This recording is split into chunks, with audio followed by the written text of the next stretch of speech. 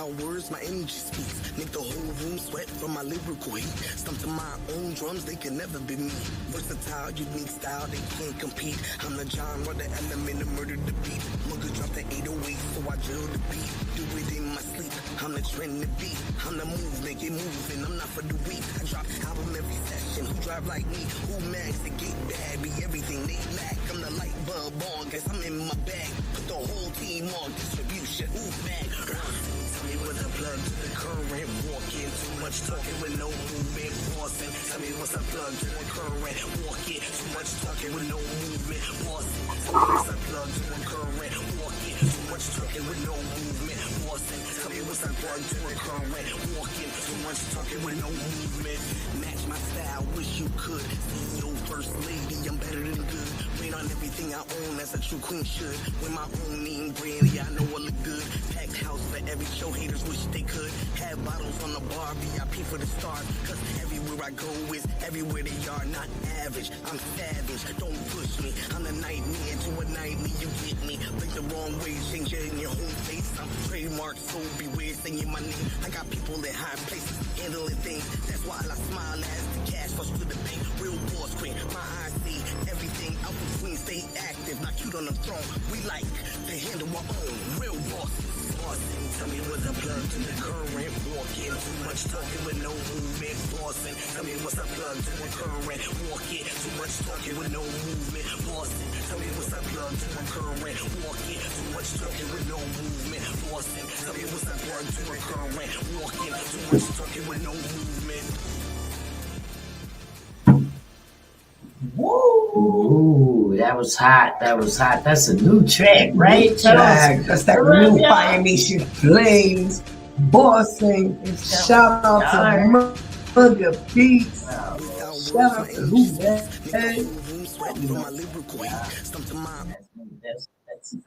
That's hot. That's new shit. It's out. It's hot. Y'all gotta make sure y'all check that shit out. Run that up. It's everywhere. Yes. On platforms everywhere. So make sure y'all go and get that FIRENATION FLAMEZ joint. Boston. Tell them the title. Boom, Boston, baby. Y'all already know what it is. Your FIRENATION FLAMEZ. I'm super excited about it. Shout out to Humac Distribution, Miller Fire, Blacksmith on the cover art and engineering, Mugga Beats on the production. That right there was Boston. We just came out with it just like that because we're super excited. You know what I mean? So we just came right in with it. What's the plug to occur? Yeah. Plug to occur. You plug? You plug. I made it happen. Y'all gotta make it happen. Welcome back. Welcome back, y'all, to the Comfort Level Podcast. We are here today. Back in Studio 206. Yes. Oh my gosh, we just been running and running. We've been on go. That's it. We just been everything's been moving. So we're here today. I forgot what I was gonna say. Right out. We just been so busy doing things, on the move. Yes, it's everything's crazy. been happening. We're gonna tell y'all a little bit about it later on. But we got so much to really get into because it is 2 Cent Tuesday. It's 2 Cent Tuesday, but we're not gonna forget about this 50 years of hip hop because we always gonna do 50 years of hip hop. Something we got something for you coming up. We're gonna talk about that, but it's a lot of stuff going on in the news, and I think one of the biggest story is those 5 Americans that was freed from Iran. And I think they stopped them off somewhere at Qatar. Before they even flew them back. Yeah, you know what I mean. But these 5 Americans, let's see, they were in detention and they were on their way back. They stopped at this little place called Doha. Yeah, Qatar. That's how I'm gonna pronounce it. I could be wrong. Well, all 5 of them, they said they had been designated as wrongfully detained. So they were freed as part of a wider deal that includes the United States unfreezing $6 billion in Iranian funds. Yeah. So that brings the Americans to an end of a years-long nightmare for some of those who have been detained. 3 of them, part of the deal was that they, if they had been in prison for more than 5 years, and some of them been detained since 2015. Wow. You know, they did get the names, but we're not going to try to pronounce them up in here. Yeah, we ain't doing that. And they say I wouldn't even do it. But it says for the most part, a lot of the other American names are not publicly known. So, their moms and their wives and stuff, they was unable to leave Iran. They were also on a flight from Iran to Doha. So, allegedly. From the Biden administration official. Let's see. This is it. So today, 5 innocent Americans who were in prison in Iran are fully coming home. This is what Biden wrote. So their release represents a significant diplomatic breakthrough after years of complicated indirect negotiations between the U.S. and Iran, who don't have formal diplomatic ties. A senior Biden administration official said the deal has not changed our relationship, with Iran in any way, noting the U.S. will still work to hold Iran accountable, allegedly, in their opinion, for its human rights abuses and to constrain its nuclear program. Right. So, guys, make sure you guys keep tuning in. Like, pay attention to what's going on. They want to control. U.S. still wants to control how there's a lot going on that they're really. I think they really try to hide these type of stories from us by making sure that we're distracted. And if you know what I mean. With this 50 years of hip hop, because they know that's what we like. So the more they give us, the more we're distracted. Yeah. So be mindful what's going on in this world. It's really getting crazy. All right. So this is it. It says, wait a minute. I want to read it down here. I don't want to. Oh, now this thing. Can you hear? No. Huh? No. You don't hear nothing? Not us. No. Mine is fine. I don't know. I gotta fix it. But anyway.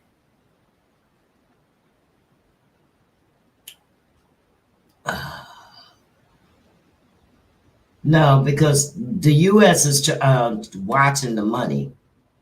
So that's what I was looking for, the part where they said that on here. Not just what it means for, people to be back with their families and, the torture and stuff that they was going through. But I don't know. I must have missed it. But anyway, they're controlling the money. They're going to watch the money and make sure that they're not using it like for defense. And look at this. It says, under the agreement between the U.S. and Iran, $6 billion in Iranian funds that have been held in restricted accounts in banks, in their banks. Oh, wow. South Korea, was transferred over to their bank. But the details, the funds came from oil sales that were allowed and placed in the account set up under the Trump administration. Mm-hmm. So Biden administration officials have stressed that the funds that had been transferred to the accounts, their shit show. They can be used by Iran, but only for humanitarian purposes, and that the transaction will be monitored by the U.S. Treasury Department. That's deep. Yeah, well, so they didn't want to just give them, they said, we are implementing the arrangement through establishment of what they are calling humanitarian channel in Qatar, which this thing coming, which is designed to protect against money laundering and misuse of the funds. Oh wow. Yeah. Tell you. Yeah. So they got the people back and they still, got eyes on the money. I don't know what. You all right there? It's the cord or something's out. I don't know. Can you hear it now? Can you hear me now? No. Oh, okay. Hey. I'm trying to fix the mic. There it is. I couldn't hear nothing. Can you hear it now? A little bit better. A little bit better? There you go. Bring the mic in to you. There we go. Guys? What's Couldn't hear. So, that's what's going on. The people are free. They're going back to with their families, and I think that it's a good thing.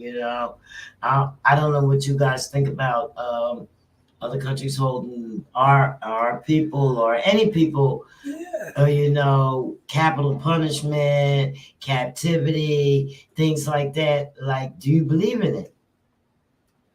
I mean, I think there's a lot that they're not telling us on both ends. I'm pretty sure, right? What they're doing is only more than likely a reflection, probably, of some of the things we don't know that's happening in our own grounds. Yeah. But that's allegedly, in my opinion. So yes, let's get into that next story. She wants to get into that. We gotta get into it because I like the distraction part. Ranking the 20 best rappers over 50 years old. And now I wonder who they're gonna say is the 20 best rappers. Okay, so we know a lot about hip hop. She's gonna tell us more. So, according to MC Word Weaver, hip hop is a cultural fueled by youthful energy and revolutionary ideas, but age and experience have a way of adding depth and richness to an artist's expression. The game has changed, and the idea of a rapper rocking the mic into their 50s is no longer an anomaly, but proof of the rap game's evolution and the endurance of legendary pioneers. Okay, before you go on, now there's a lot of rappers that just over the age of 50. Yeah. Some of them even start at they're coming in and they're late 30s and 40s. Yeah. When 2 Chainz first came in, everybody was like, "Damn, he old," and stuff like that. Nope, we love you, Chainz, but you know what I mean. But when he came in, that's what I heard some of the people saying and stuff like that. I'd say it's the rules. The rules are changing. Yeah, but at the same time, I think that the pioneers decided we can't just let this happen. Please, y'all. We're not just about to let everybody thinks that they can rap. Yeah, so I think they had a point to prove. Hi, I love that Saya right there. Oh, it's Saya. I'm sorry. Yeah, she's definitely. I messed your name up. I will chop your name up. Yeah, I will chop your name. I want no nation issues. Yeah, but I think that our pioneers are tired. They're tired of everyone saying, oh, well, hip hop is dead. Hip hop is not dead. They can't. It's very much alive. So we just, I think they just wanted to remind them. Jay-Z. Yeah, continues to redefine the boundaries of rap longevity with each new verse and business move. Or the legendary Nas, whose immaculate poetic lyricism has only deepened over time. Consider the fiery political rhymes of Chuck D, or the dynamic flows of Busta Rhymes that show no signs of slowing down. In the words, listen, that's right. Busta Rhymes said, "We busting ass." You busting ass. They ain't slowing down. They making sense. Ass. Then you got the West Coast, Snoop Dogg and E40. Yes. They stay ever relevant. Yes. Putting on for the city. Endless new drops add to their catalog. Yeah. It's sprawling. Yeah. That's right. And then there's the MCs like Eminem, Black Thought. They always got, their craft of rapping in the forefront of their careers. Absolutely. The icons not only defy the misconceptions about age in hip hop, but they've also laid the groundwork for future generations to follow and to strive to. Yeah. All right. They're smart. That's right. And I know I'm old. I'm still, hanging in the game there, even though I don't rap or whatever. But yeah, just call the people seasons.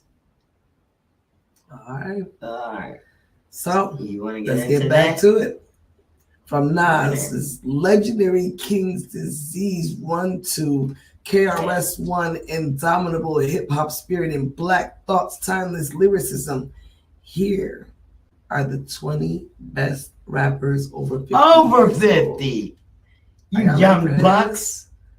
Coming in at number 20. Snoopy Dogg. Yeah. Wow. Yeah. It makes sense. In 2022, he did Essential Listening. Yes. So, I don't know. Gotta love that.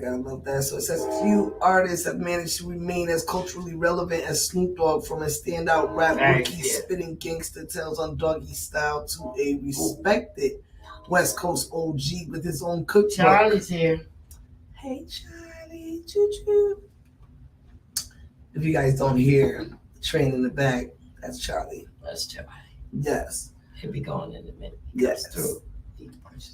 So, when it comes to Snoop Dogg, a timeless flow that could flip from melodic to menacing on a dime, innate charisma that leaps from every track, and the knack for riding the beat in every way that's almost symbiotic, have all made him an enduring force in the game. At over 50, Snoop hasn't missed a beat, continuing to release music and even acquiring Death Row Records to reintroduce the legendary label to a new generation of rap fans. So he's 50 what? He's over there. Yeah. He over 50. Oh yeah. So he definitely put in his years in hip hop. Who you got next? The Get the Gab 2018 E40. E40. So y'all remember the ambassador of the Bay. So E40's influence runs deep in hip hop. Vallejo born rap. Where's Vallejo? Don't give me the line. Born rap mogul's idiosyncratic flow, intricate slang, and the relentless hustle have not only made him a West Coast legend, but have also propelled him into the conversation of hip hop's greats. And he's 50 plus. Also, E40's output has slowed down. It hasn't slowed down, nor has his creativity diminished. Yeah. In fact, it's quite the opposite. That's right. The Vallejo rapper's wordplay continues to be as inventive as ever, and his distinct delivery remains unmatched. So he's an artist who's grown older in the game without growing out of touch, dropping wisdom and street knowledge. That's right, with the same energy that he brought into the game in the 90s. E4. That's my pop. Shout out to hip hop. Number 18. That's right. Number 18, we got MC. That's I. MCI. Boom. That's how you know I'm an 80s baby. She's 80s baby. I am. Shout out to hip hop. He's still relevant in 2022. Facts. That's right. Facts. MCI. Yeah. Okay. So let's talk a little bit about him. You want to go ahead? I'll go ahead. Okay. His authenticity, it's palpable, okay? And a voice that's instantly recognizable when you hear it. MCI has etched himself in hip-hop history as one of the premier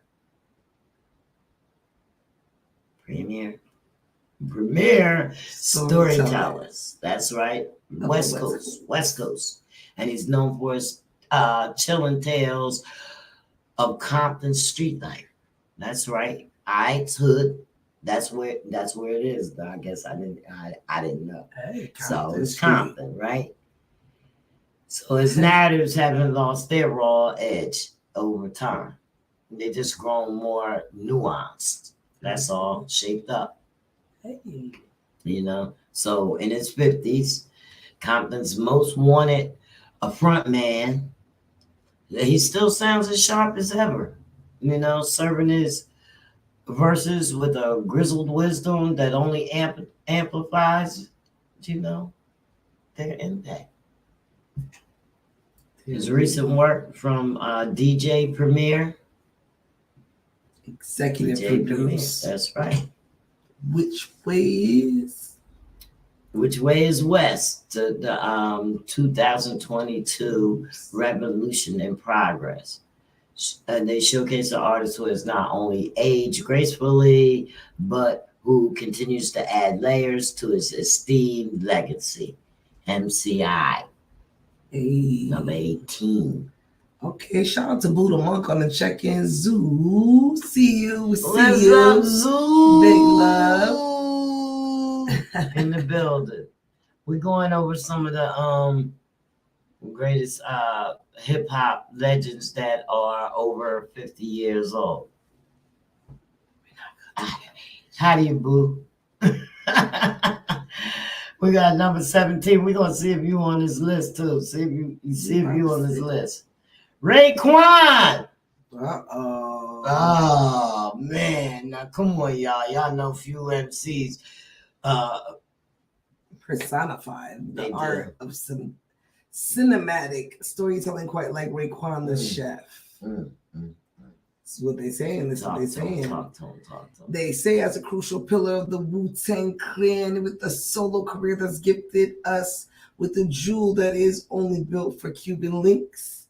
Ray's influence of East Coast hip hop is immeasurable. In his later years, the chef still cooks up verses that marinate in your mind long after the track ends, which is big facts.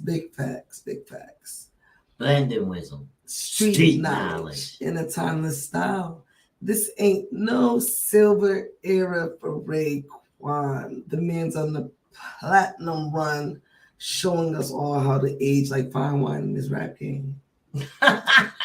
Dang, that's what they say. What it do? Next on the list, we got Bun B. Relevant with Static Skelton. Yeah, he's from his UGK days with Pimp C. That's right. To his legendary solo career, Bun B has always been a touchstone of Southern rap. His deep commanding voice and dexterous flow have been the backbone of countless Houston anthems, weaving tales of street wisdom, country life, and political consciousness. But don't mistake Bun for some museum piece. In his 50s, he's still an active and vital part of the game. His recent output, whether it's his 2018 solo album, Return of the Trill, or his latest collaboration with Static Selecta, Trill Static 2.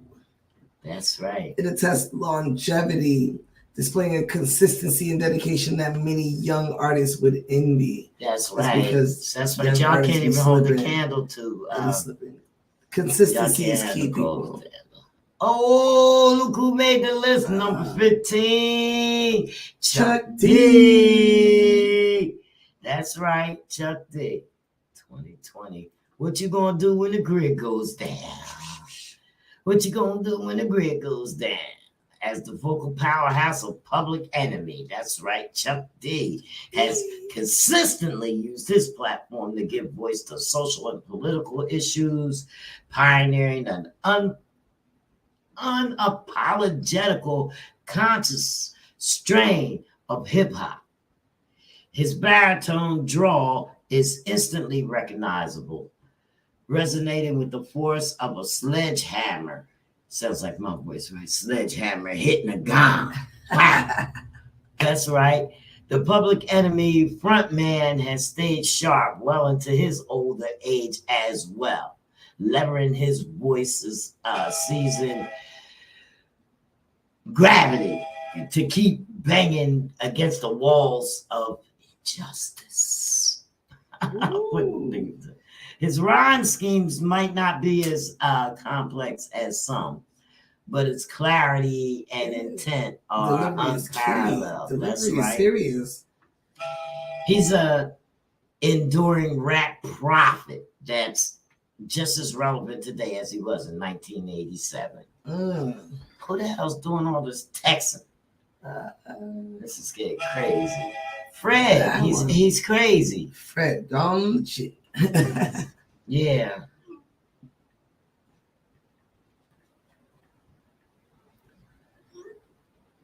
All right. He's here. Here where? Where? No, I'm going to see he's at the door while she tells you about Tech Night. No, I don't think he's at the door. What do you mean he's here? He's at, in fact, let's give him a little bit of music and we come right, right let's back give him to a little bit of music so that's we what can we come gotta right do. back. I got it. That's what we gotta do. We've been busy, Asia. All kinds of stuff. Society, you already know. Always on the move. Salute to everybody who's tuned in. We can give y'all that track. Be right back. We be on the go. Tell them go over there. Tell them go over there. Right there. Tell them go over there. Keep you in your atmosphere. I know you like how I flow, bustin' like a champ, never moving slow, planning in advance, grind on go, hit it like go, get it hot, go, get it hot, go, get it hot. I know you like the way I flow. I'm a good girl with a bad attitude. Do what I want, lift you up and shatter you. Feed you a dream, shut it down right in front of you. Look you in the eyes like this punishment is cause of you. No chill, sure, leave no sympathy. Cry me a river, play me a symphony. Crocodile tears get you clapped in a 16. Coming for a real one, nightmare's reality. Hold up. Yup, yes I did it. Took my shit like a thug with a pivot. Hitting the chain gang, hammering the thing. Popping like a rubber batter bands in the bang bang. Flex on the regular, putting them to sleep. Flow, then I go, only here for the beat. Flex on the regular, putting them to sleep. Flow, then I go, only here for the beat. I know you like how I flow, bustin' like a champ, never moving slow, planning in advance, grind on go, hit it like go, get it hot, go, get it hot, go, get it hot. I know you like the way I flow. Tell them go over there. Right there. Tell them go over there. Right there. Tell them go over there. Keep you in your atmosphere. Tell them go over there. Right there. Tell them go over there. Right there. Tell them go over there. Keep you in your atmosphere. Team watching, cause when I move, my team move. United is stance, I'd advise you to move in your own lane, cause I roll with some bullies. Keep the trunk packed with the snacks and the toolies. It's a movie, cause when we walk in, only network for business, cause no new friends. We created the crowd, so we are the trend. There's no need for you to try, cause my whole team winning. Throw the whole keyboard, thug said something. Pull up game stick, one hitter still thumping. Bring our own DJ, the crowd still jumping. Make them get rowdy, cocky, and drink something. Cheek and charms in your lungs, got you Benjamin Button. I said the cheek and chong in your lungs, got you Benjamin Button. Now say something. I know you like how I flow, bustin' like a champ, never moving slow, planning in advance, grind on go, hit it like go, get it hot, go, get it hot, go. Tell them go over there. Right there. Tell them go over there. Right there. Tell them go over there. Keep you in your atmosphere. I know you like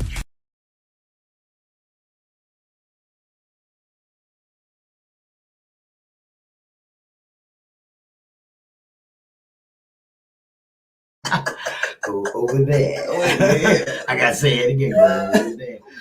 FIRENATION FLAMEZ featuring Judah Breeze. Yes, that right there was go. Go get that, y'all. Yo, shout out to Mugga Beats once again. Mugga Beats is today is Tea Tuesday, 2 cent tea, iced tea Tuesday. So yeah, drink to that. Like so we gotta get back to this list here. All right, back to the list. Number 14. Who we got, girl? Who we got? Tech Nine. Oh, Tech Nine in the building. Tech Nine. Let's get it. Mm-hmm. He's from Kansas City City. Zone. So Tech Nine is a case study in how to age gracefully in hip hop beyond maintaining his razor sharp technical prowess. Tech's greatest asset is his ability to adapt. He's managed to stay ahead of the curve, ushering in a new era of independent success while retaining his chopper style roots. He's still spinning with the speed of Gatling gun, excuse me. I be tongue tied all the time.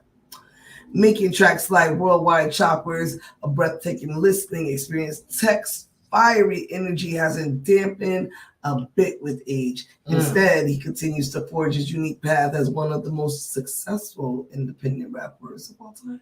I didn't even know some of these people was. I didn't even know some of these people was over 50. You know, I didn't even know some of them was over 50. They got Scarface coming in number 13. Deeply rooted.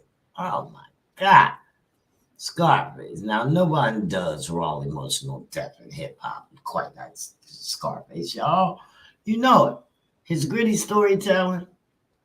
He got heavy introspection and social commentary also shaping his Southern rap and beyond. So, you know, Scarface face paints hauntingly realistic pictures of life. He's from Houston, the Houston's underbelly, you know. He illustrates every corner of the human condition with an uncompromising realism. Age has only added layers to his narrative and prowess. Just added to him. You know, his lines, they're seasoned with his life lessons that hit us hard, you know, if not harder. Right. So Scarface hasn't dropped an album for close to a decade. But that's how you know, that makes you a legend. You know? He's remained in the spotlight thanks to outstanding features for rappers like Freddie Gibbs, E40, Slim Thug. He's still right there. Absolutely. You know? Oh, let's go. This one's for you. Here she go again. We got Inspector Deck, number 12. Y'all already know. Still relevant. Still relevant. Still very, very, very, very relevant. One of the Wu-Tang Clan's many swords. I don't know. I just keep getting lucky. You know what I mean? Shout out to the Wu. You know what I mean? Buddha Monk. You already know. See, it's because Buddha's on the live. It just came over here. But he is one of Wu-Tang Clan's many swords. He has always been a lyricist.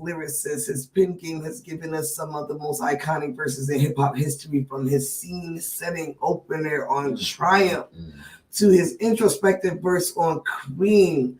Now at 53, the Rebel INS still holds court with his intricate lyricism and superb delivery, proving that rap skills only get better with age. Deck's work as a part of Scarface since 2013 is the ultimate proof that he still got plenty of fire left. Click, boom. Slice it through gritty boom bap production with a finesse that young MCs would die for. Shout out to that. Cash rules everything around me. And for those that don't know, because I love to give a fun fact. This is a fun fact I got to know personally, and I got to hear it personally from Buddha Monk. Shout out to Buddha Monk, Wu-Tang Clan. If you listen to Cream and you really listen to it, that sound, that's beautiful little singing voice in the background, that is Buddha Monk, y'all.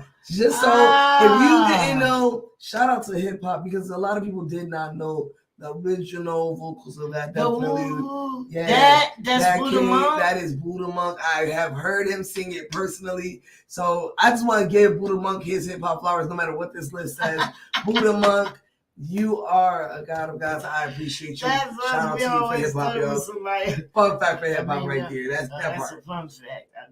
You heard it right there. Oh my God. So when y'all hear Cream now, y'all understand why when I hear this, it hits different.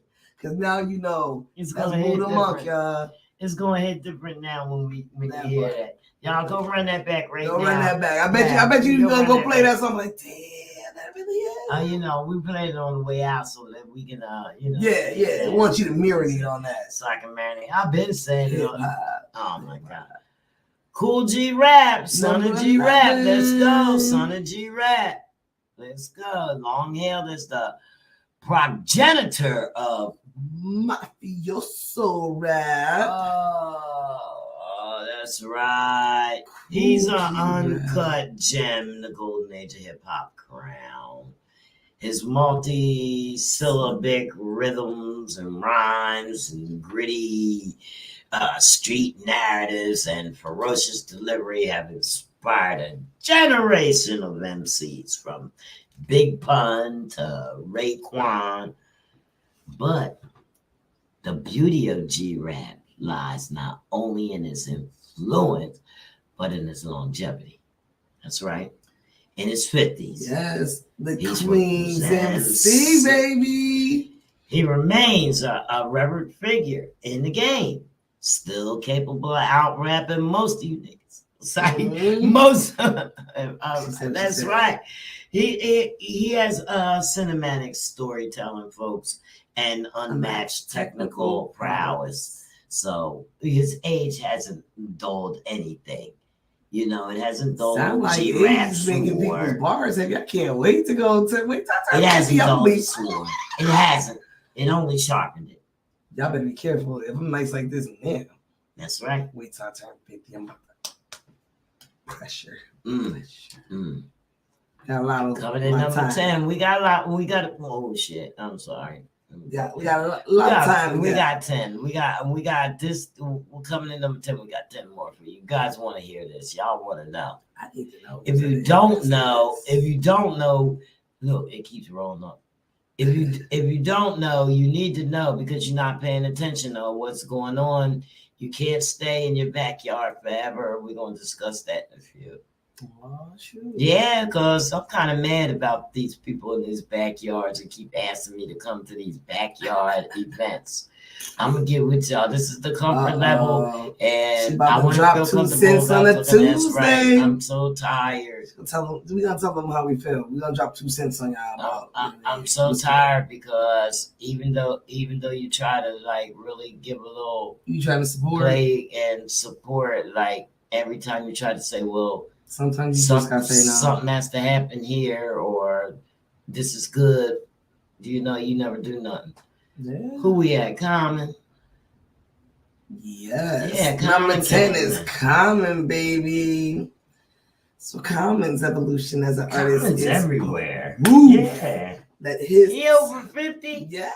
That man look like fine wine. Listen, he really did. Common's 50, huh? Go ahead, Common. Call me. I appreciate your 16 bars in advance. You don't have to feel like put in the atmosphere manifestation. Woo. So,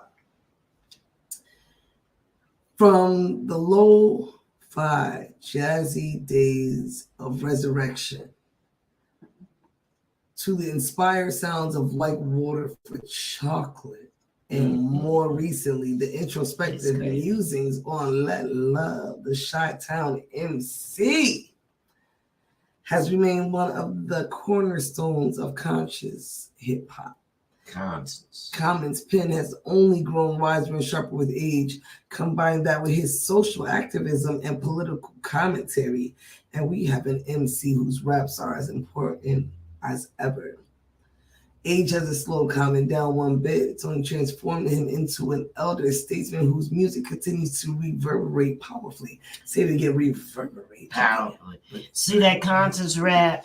That's one thing that put people on the map, okay? You can't keep rapping about the same old ghetto-ism. We like a message. You know, yes, we definitely like the messages, but we can't keep hearing it over and over and again.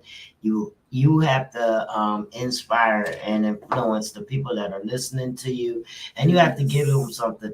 The thing of it is when I listen to music, I want to feel it right here. Yes. You know, give us something we can feel. When you tell me I just shot off my 45, you know, or I just shot off my 40 with the red laser, you know what I mean? That's not. You scare me, dog. I don't want to. Don't pressure me to like your music. Make me love. No, that makes people that beat, could be the verse, like that makes people that could be a fan not want to be the fan. Oh, I get KRS One. You get KRS. I get KRS One. Hip hop distracted. Listen, what we number say 9, about baby, this? KRS One.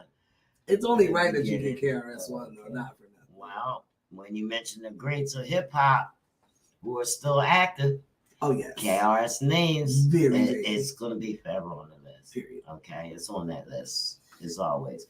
He's a proud MC. Velocity of edutainment. Okay, edutainment.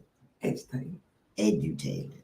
It still resonates, offering lessons wrapped in the bravado and lyricism that defined the golden era.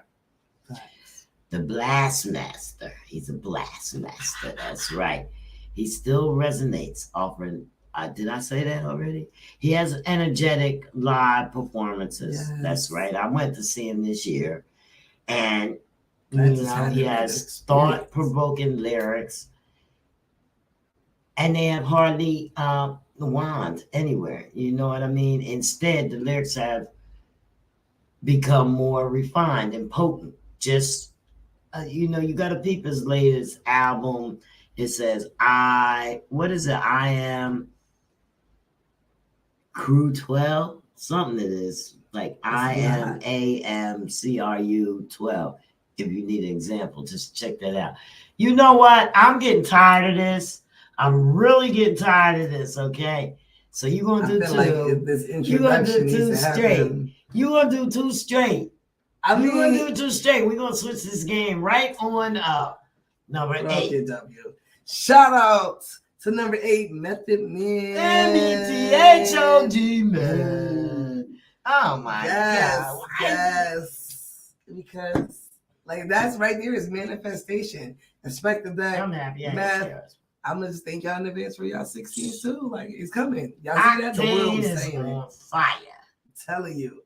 So Method Man is like a 90s high octane sports car that's been impeccably maintained. That's a good one.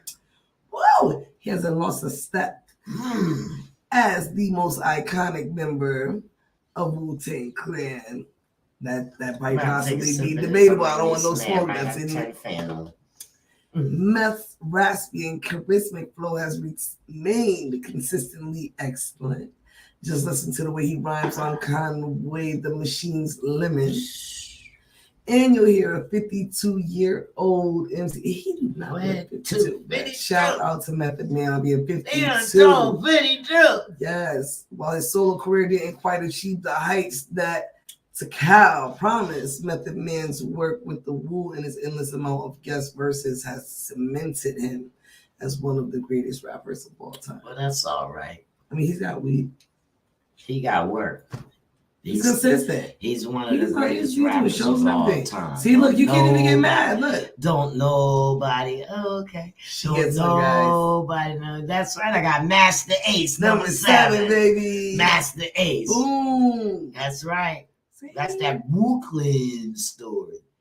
All right. Let's see. What's up with Master Ace? Okay, he's aged gracefully in the game. All right. He has a career spanning over 3 decades, starting with the 1990s. Take a look around. That's right. So he's a Brooklyn rapper. His lyricism and storytelling is proudly remains one of hip hop's treasures. Yes. Ace's skill of putting together beautifully crafted conceptual albums, whether it's on A Long Hot Summer or in a Doom, Y'all remember those? Son of Ivan. It has assured that his name remains solidified as one of the stronger elder statements of the statesmen of the rap game. Master A. Salute. It is. That's right. What? Who we got? Yeah. See, I told you to do. Oh, I'm done. I told you to do 2 at a time. I just feel like it's I a told thing, you know. I told they know you the vibes. to do 2 They at know a the time. vibes. I feel like, you know, I feel like the universe is spying on you a little bit. You can Again. do all the rest of them. I'm done. She can just do all the rest of them. I'm done. In my defense. Number 6. Number 6. Shout out to Ghostface Killer. Shout out to him. We baby. It's the Woo, baby. They taking over on this list right here.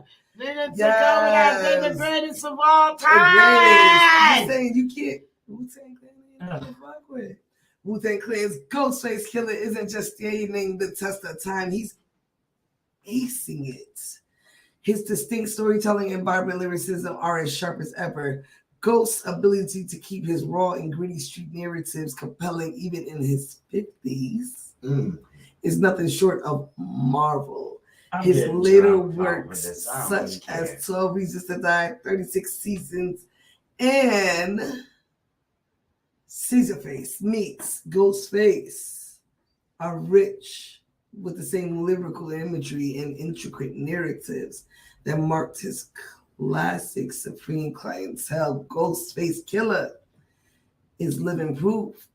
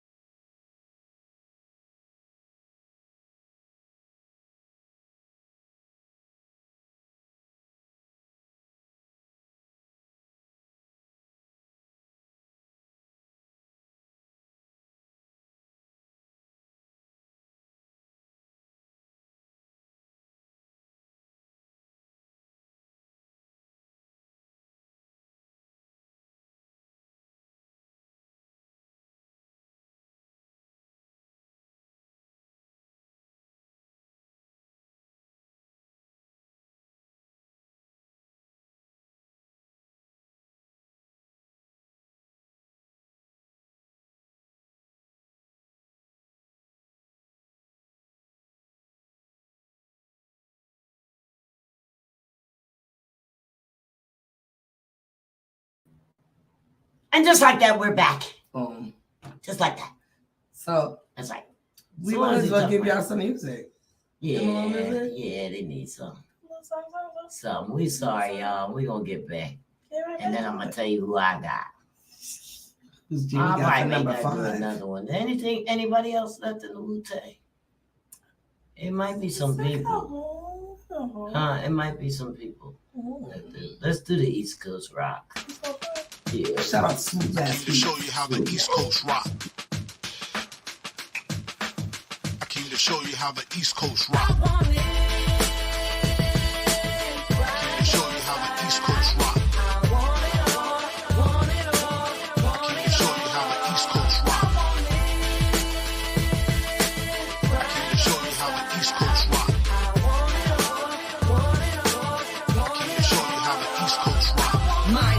Different, passionate, consistent, fire nation flames the name. Don't you forget it, overlooked and underheard. Yeah, they slept on me, but Smooth dropped the beat and said that it's the year of the queen. Hungry and humble, grind so I don't stumble. Opportunity knocked, I triple and damn double. Knocking shoes off of feet, I guess my name is Trouble. Reppin' the 413, yeah, I'm made uniquely. They hate what they can't duplicate, cause there's only one me. So is you mad or not, cause my light bulb's on. And even though you wanna hate, you gotta blast this song. Wish that I stayed at the bottom, but I've been up all along. So sit back, relax, and enjoy the boom, cause this is only the start of what I'm born to do. See, many were called, and like I said, I was chosen. You say what you want, but it won't stop the queen from growing. Bar. Show you how the East Coast rock. Show you how the East Coast rock. Show you how the East Coast rock. Show you how the East Coast rock. True iconic fire lord, feel the swift breeze from the swing of an iron sword. Following the lion's roar, shine galore as the science pours. Shed light, keep it bright is what I am for. Just an example how I handle my rhythm. A mental precision from the words in the mic collision that burns stinging like bees in a swarm. With this critical lyrical storm, leave your mental deformed. When it harm your physical form, peel the flesh, see the mechanical arm, pen game firearm, ring a fire alarm. Will console paint a picture musically, speak the scripture brutally, usefully. Fluency, express skills abusively, learning from those who influence me truthfully. Just a euphony, drifting clowns of nudity. You will see who we be, SMUVE. I want it. Show you how the East Coast rock. Show you how the East Coast rock. Show you how the East Coast rock. Show you how the East Coast rock. Trophy for MVP. Shout out to everybody that doubted me. See, it took some time and now they bound to see that I was always there. All they had to do was see me. Sunstand Squad is my lifestyle. Wake up every day knowing my son and my mama proud. Never said that I was perfect, but damn, fire's worth it. Diamond in the rough, through the flames I had surfaced. Put my hands together, think the higher power. Could have fell hard, but my trials in power. Just a little bit of grind, another day of time. Never giving up, so I'm utilizing my time. Long as I have a breath, gonna take a step, cause the spotlight's on and I want it all. Long as I have breath, I'm gonna take a step, cause the spotlight is on and I want it all. Show you how the East Coast rock. Show you how the East Coast rock. Show you how the East Coast rock. Show you how the East Coast rock.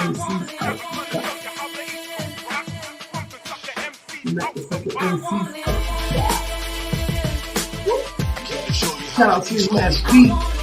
He's up too damn late. I came to show you how the East Coast rock.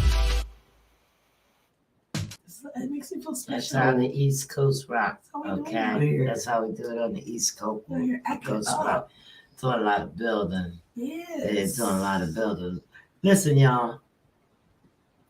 No vibe. In the next coming weeks, Fire Nation Flames is about to put on a one-woman show right here in the studio. Oh, we about So to do it. Y'all gonna participate in this. We're gonna get it together. We're gonna start putting artists on so they can perform like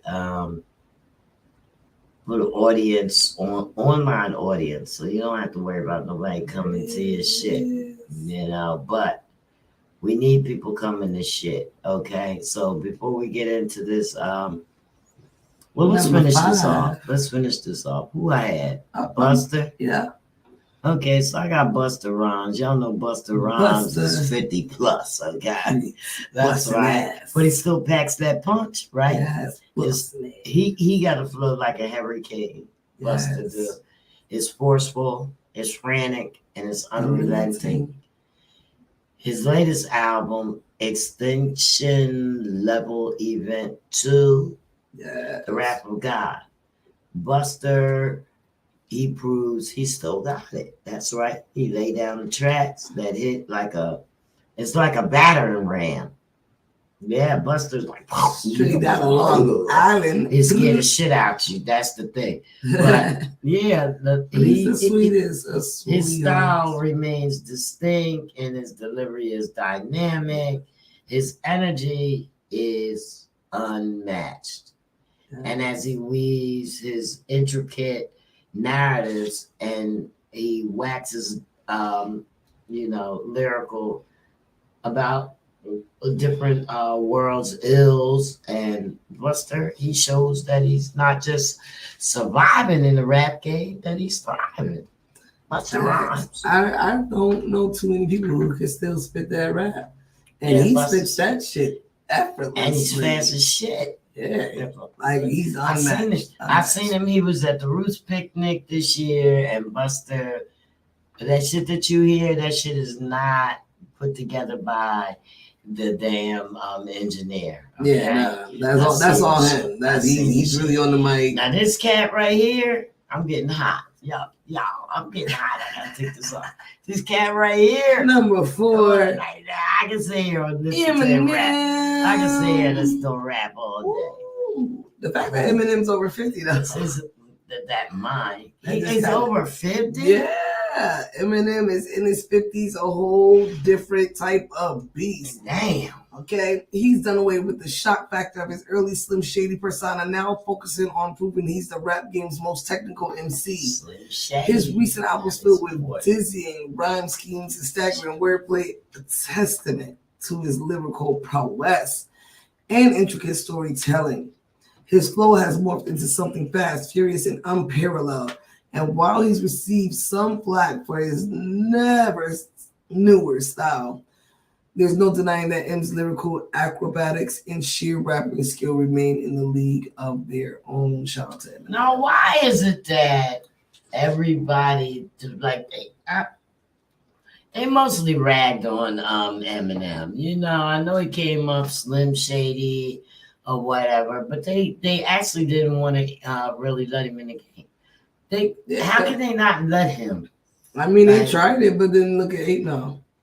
That's what I'm talking 8 Mile about. was like, you can't beat. When they tell you no, you got to make your own yes, and I think that's something that Eminem has done very well. You know, he's made. I mean, everybody's human. I wouldn't even question a man like that, though. But they did. I mean, you got to think about it. Honestly, my thoughts honestly are white. Because he's white. No, it's just the game. It's just how it is. You know, they had to see, like, is this just for show? How long you got these bars? How crazy is this dude? He's still here? That boy got more bars than y'all will ever have, okay? I don't care what you say. I don't care what you say. He can be... Line him up.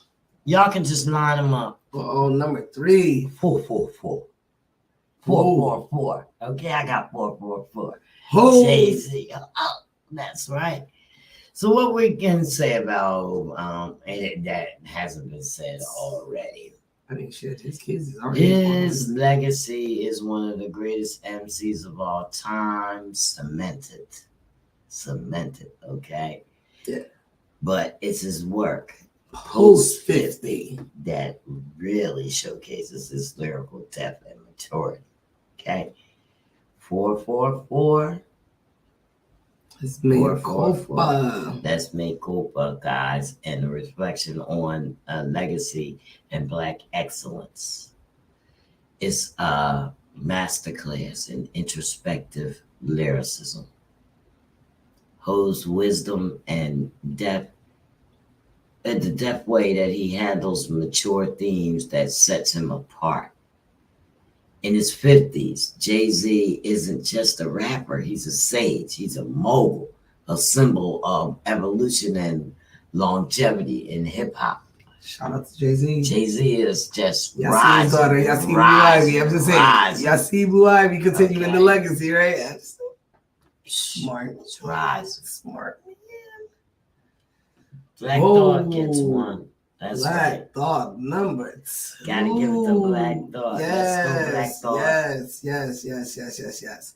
So ain't no doubt about it. Black Thought is a master at work with the mic in his hand. He's like a swordsman from an old kung fu flick. Precise, disciplined, Philly. deadly. Okay, Philly native and Philly. Roots frontman has been serving up top tier bars since day one. 10 toes down. Thought streams of thoughts series in 2022 cheat codes are just some of the many examples of why he's aged so well in this fast-moving rap world. He's a philosopher king. Philosopher Kings, Okay. he said. Philosopher King. with the mic, I've delivering seen that bars shit at the Roots. that picnic. read like proverbs as a solo act or with the Roots. Black Thought remains a defining voice in the rap game, schooling youngsters and veterans alike on how to drop lyrical gems. Big love to Black Thought, Philly's finest. See, my goal in life, is to sit here and have these words for the indie artists that we deal with. I'm going to be saying it about Fire. I'm going to be saying it. Big love, big All love. right. So, what? You next? You got FIRENATION the Flames. number. When they say my name, I'm telling you guys, just look, Judy's gonna have the biggest moment because I'm gonna cry like the biggest dork. I swear. I don't think I I'll be cry able to about emotionally handle everything. it. I cry about everything. I've been on here crying. Y'all know I cry. It's crazy. I got Nas, y'all. Number 1. And y'all know the rap game wouldn't be the same without Nas. You wouldn't. Nas the nasty. That's right. Illmatic. You know. That's a magnum opus. Straight out of From Queensbridge, baby. 1994. That's right. He's solidified his status as a true poet of the streets, a master wordsmith whose poignant storytelling has captured the realities of inner city life, just like a few others. But Nas is the epitome of a street grid, spinning tales of hood politics, love, loss, and the fight for survival with an insight and eloquence that's unmatched. Age is not the menace, it's not skill in the slightest. Still look like a baby. That's right. Instead, his voice has become fine wine, maturing, and it taking on new layers of complexity. From his more recent classics like Life is Good and the Grammy-winning King's Disease series, Nas continues to show us that he's not only the best rapper over 50 years old, he's the best, period. I mean, that's allegedly, in someone's opinion. It's my opinion, I'm the When they say Nas, everybody come running. Everybody listens. Everybody be quiet. Everybody comes running. All right? Man, Let him speaking drop of something. running, Let him drop something. can we go and talk about that ACX1 launch?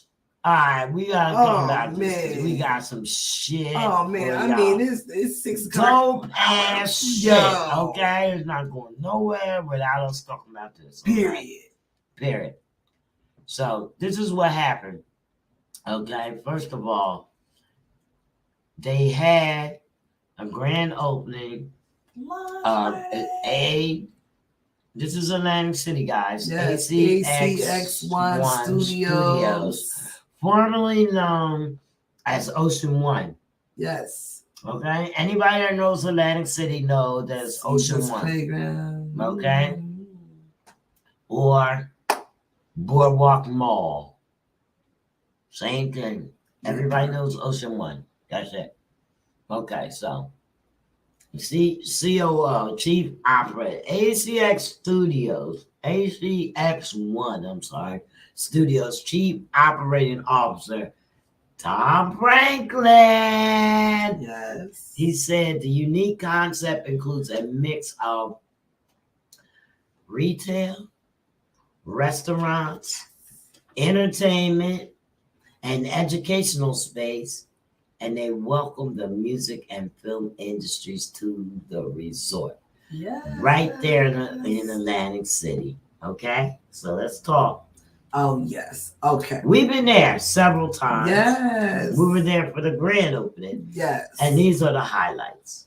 So, entertainers came from Philadelphia and beyond to celebrate the unique concept that includes a mix of retail, restaurants, entertainment, and educational space.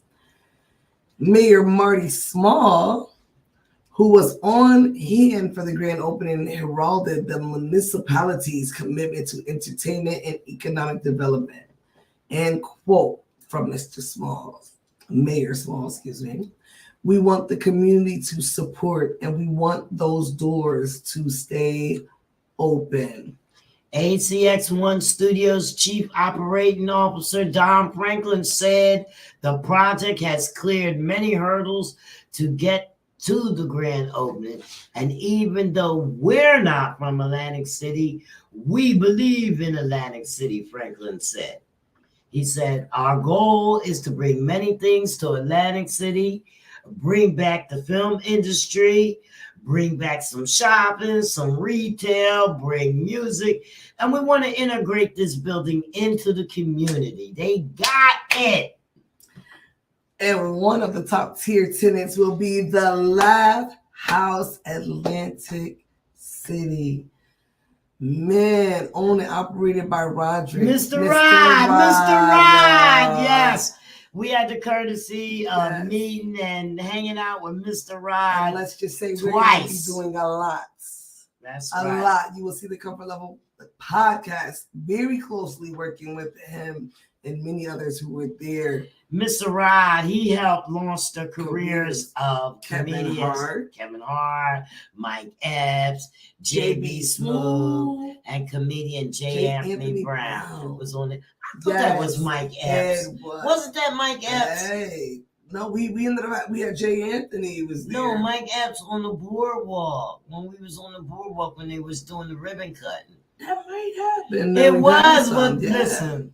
I don't want to say nothing though, but listen, I was scared. Right, I was scared because I didn't want to be a lookalike. We know a few people were there in the building too. He was taking pictures outside on the boardwalk with Rob. He was like one of the first. Friends. Yeah. And it was like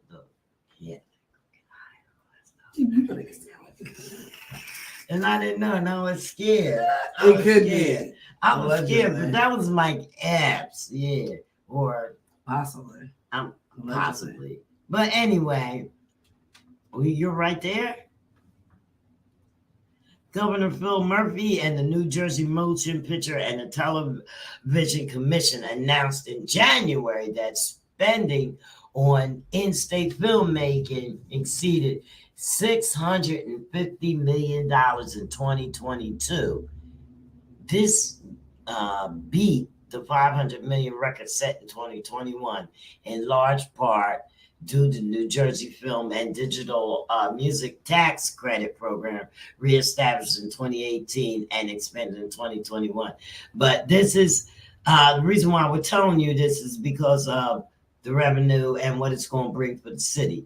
So I'm going to go through it real fast. Roy Kororkian, the Executive Vice President of the Film Production for ACX1 Studios, said he expects Atlantic City to become a major player in the industry. That's right, and we know that film that they're going to bring film there. You know, they know that Atlantic City is going to become the next Hollywood. All right, so he says we're just going to change the game here. They're not just going to think that Atlantic City is a gambling spot anymore. You won't think about it as we make films, we make TV. Tell them. Franklin Swartz Karakian Franklin, Swartz, Korakian, Christopher Aponte, Kofi Bannerman, and their partners. They had that ribbon cutting ceremony at 3 o'clock last week. And then we had the building, tours of the building. They had the special musical performances. So amazing. And we was there all night, okay? So well, we was there. It lasted well into the night. Yes. So, yes.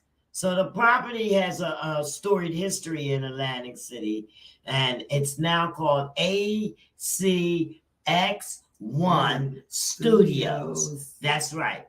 For decades, it was known as the $1 million, but it fell to fire in 1981.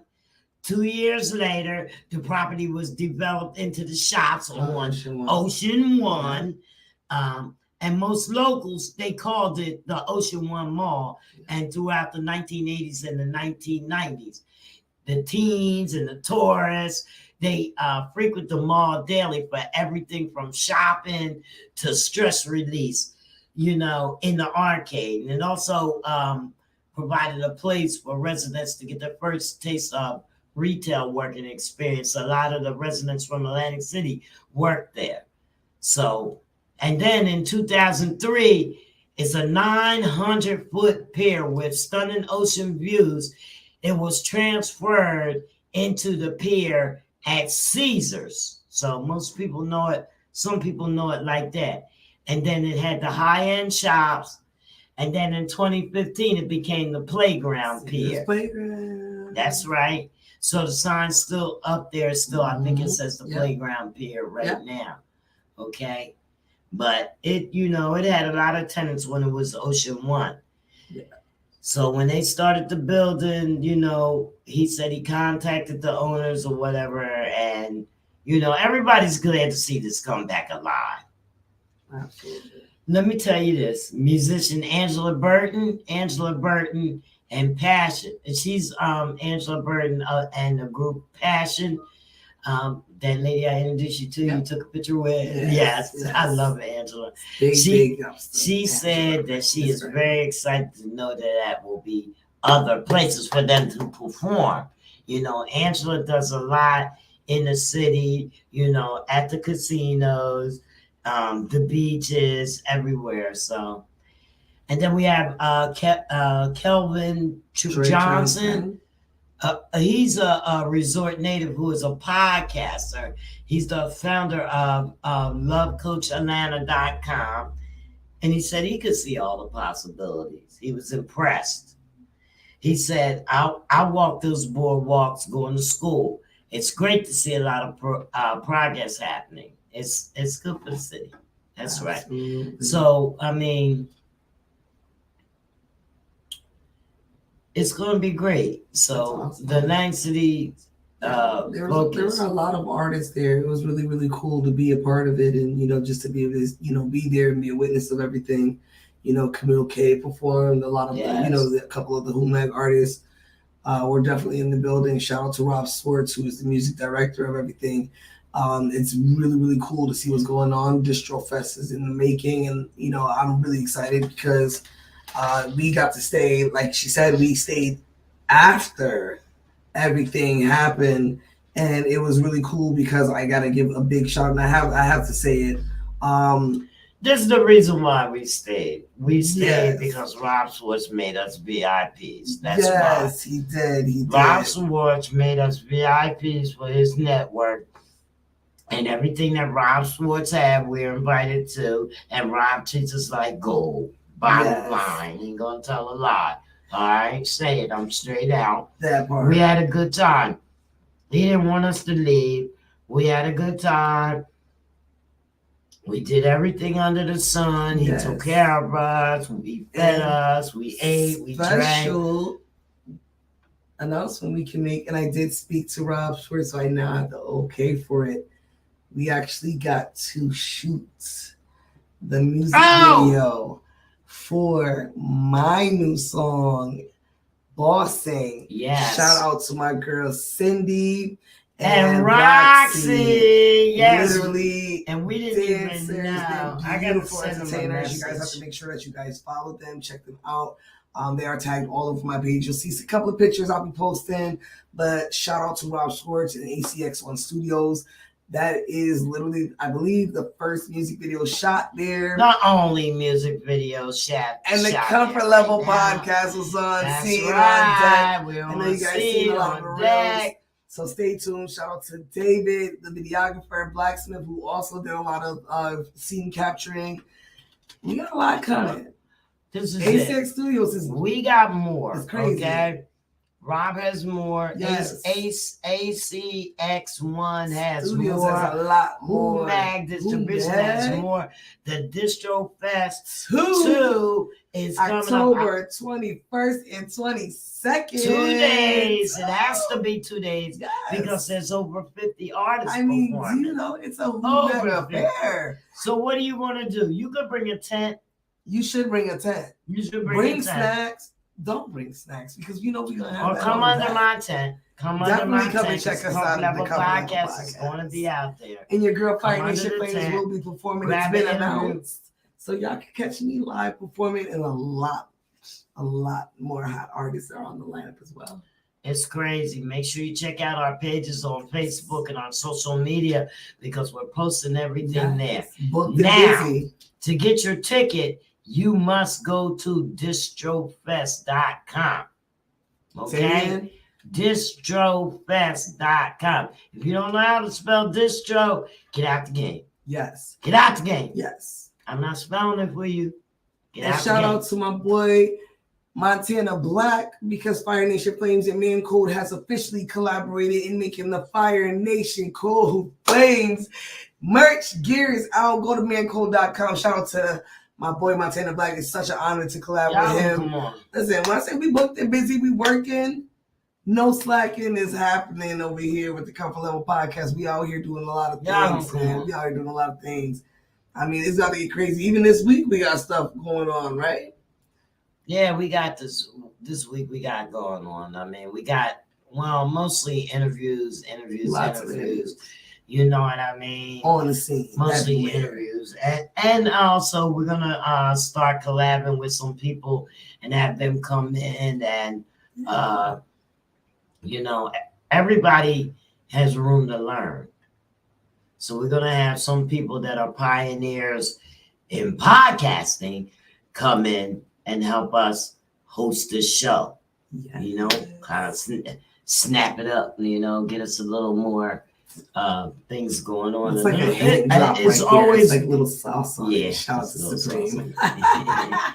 It's always a little more that we can do. We're gonna have some live studio guests. We're gonna have some guests online. We didn't have a couple of guests. We're going to watching their our house to see live. Facebook page. Definitely want to make sure you subscribe because we actually will be doing a pop-up at a very, very major Thursday. time. We can tell them. Thursday we're gonna go and we're gonna have a live sit-in chat with the legendary Intruders. Yes. I'm so excited about this. Shout out to my That's boy. right. Aaron Lassiter is gonna get a belly.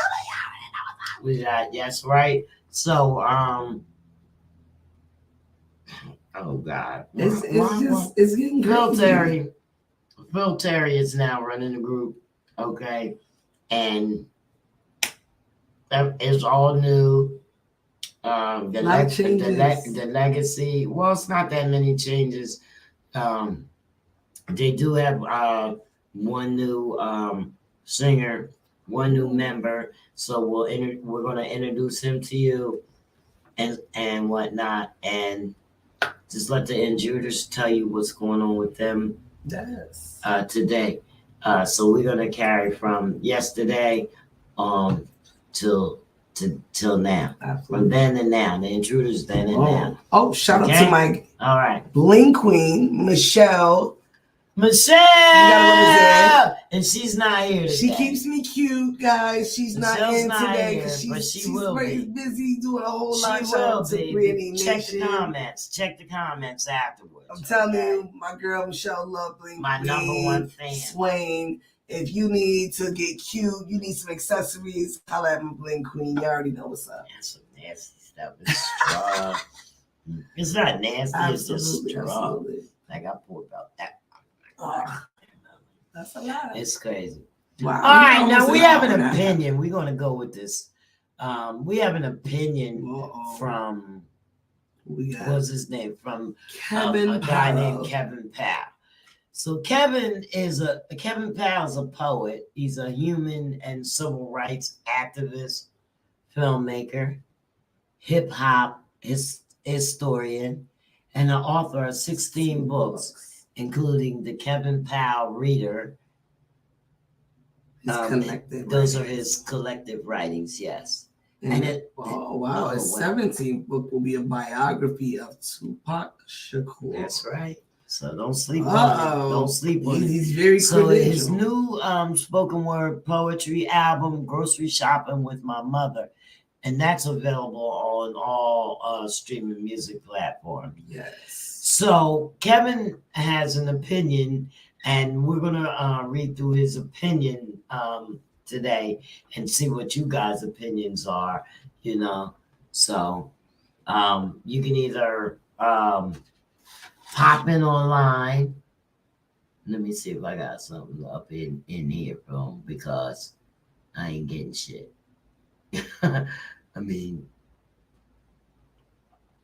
just in case anybody wants to come in online, I guess that would be here, right? Yeah. So you can pop in, or you could call in. You could call in if we have any callers. You could call in. Definitely call in. Yeah, let's definitely call in, guys. I can't even find the dang call in line. Here it is. Boom. The call in line is also back. Number 609-315-4445. So you want to give us a call? Give us a call. Here it is. Kevin Powell. I am hip hop. I was born and raised in a ghetto. And now 50-something, a black man from one of America's many inner cities weighed down by racism, poverty, violence, neglect, dreams deferred, desperate survival tactics, ugly police community dynamics, and on constant repeat, hopelessness. This is why so many black males across the generations utter these words to anyone who will listen. Hip hop saved my life. So it says here, because quite literally, at least for me it did, there would be no 16 books, no endless speech invites, no journalism career, no sojourn as a poet, and no traveling America and parts of the world if it weren't not for hip hop. It gave me permission to use my voice to probe why I was black and straight out of poverty. And hip hop taught me to strive for something, anything, against all odds. Hip hop saved my life. It is simply not debatable for a nation of millions of us. What is debatable is when hip hop began. Yes, hip hop can mark August 11th, 1973, 50 years ago this summer, as the day it all jumped off when West Indian immigrants Cindy Campbell and our brother Clive Campbell, aka DJ Kool Herc, threw a back to school party in the community room of their 1520 Sedgwood Avenue building in South Bronx, New York City.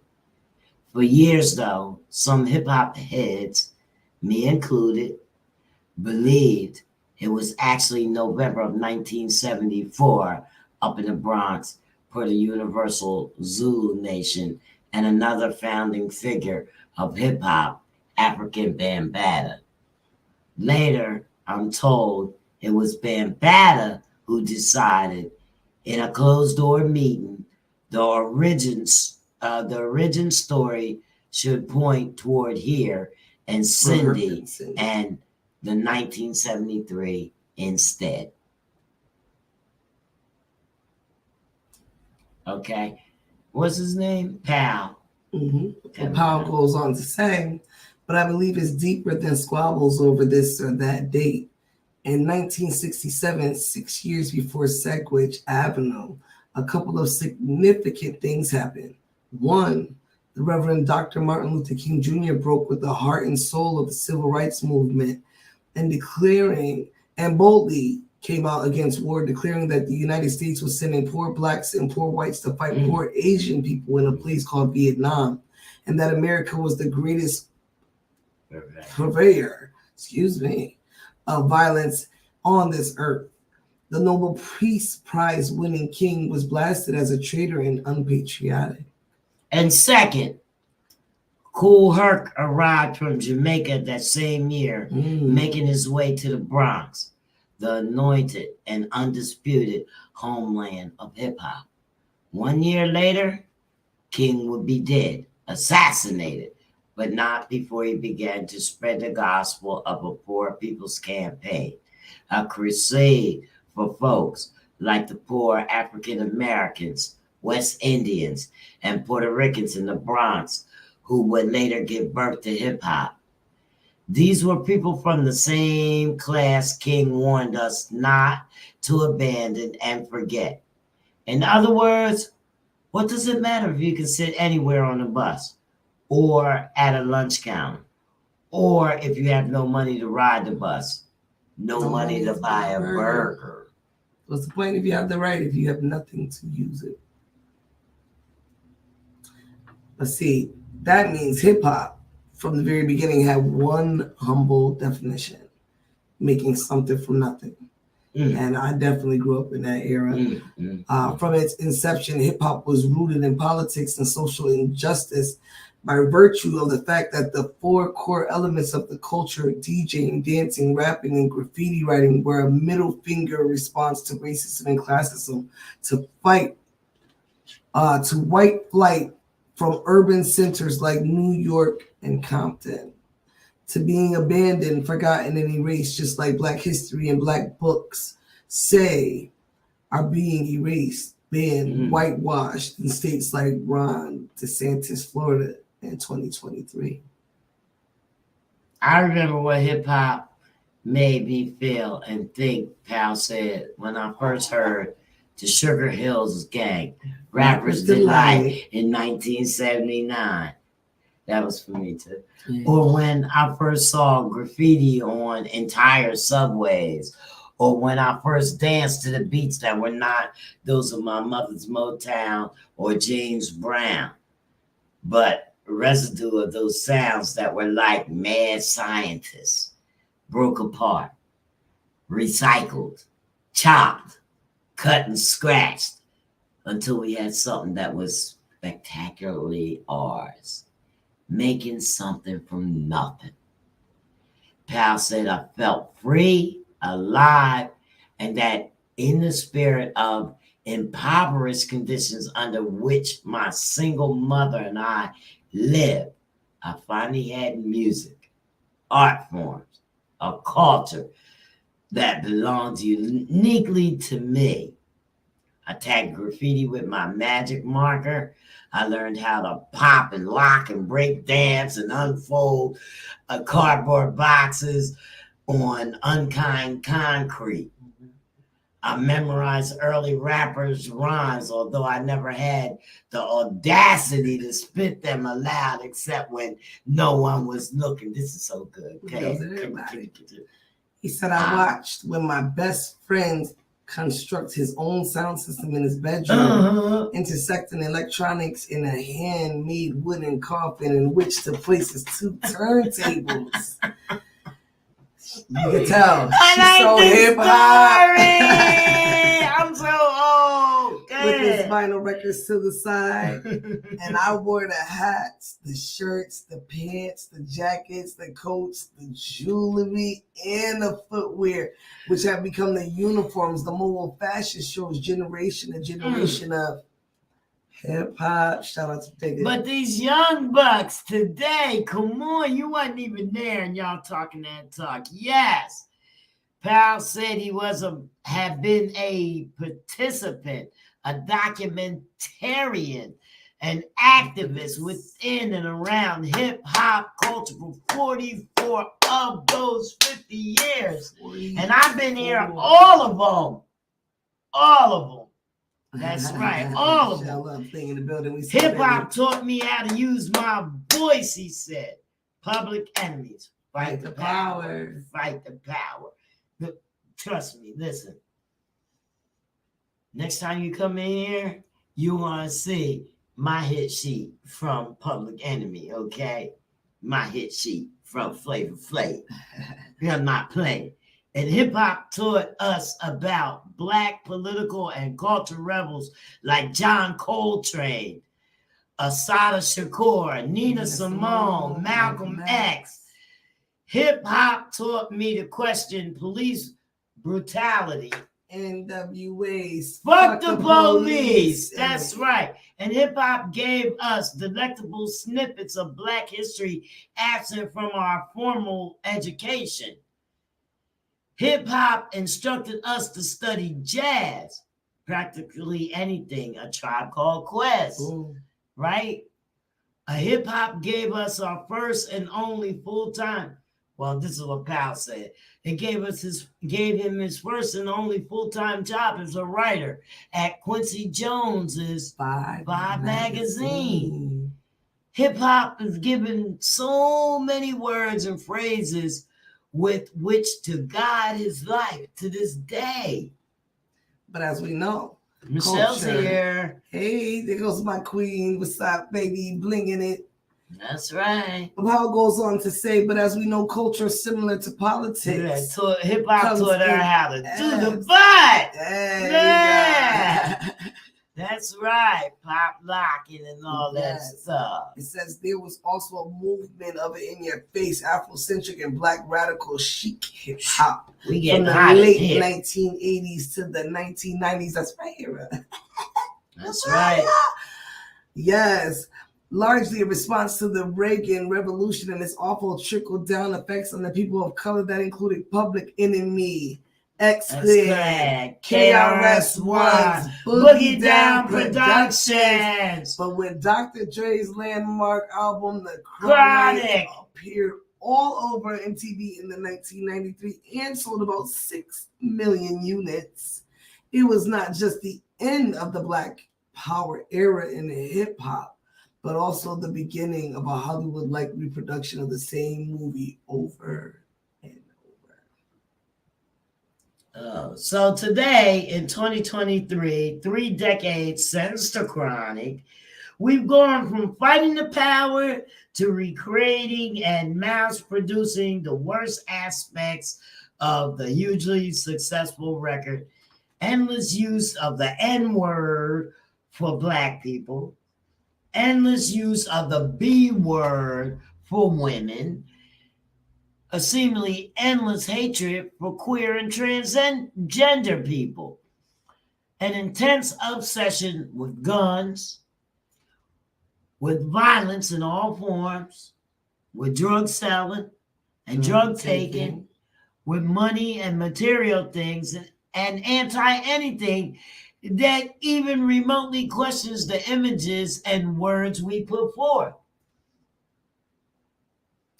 He goes on to say, scan closely the Billboard pop and hip hop charts from early 1993 forward, and with a few exceptions, it is the same formula for hip hop success across U.S. presidents and technology innovations and generations of us, from Rodney King to George Floyd, from Death Row Records to Tekashi 6ix9ine, from Tupac and Biggie to podcasts and the murder of Pop Smoke, Black self-hatred, hatred of women, destroyed and self-destruct, kill or be killed, anything for $1, even if it leads to real-life drama or murder.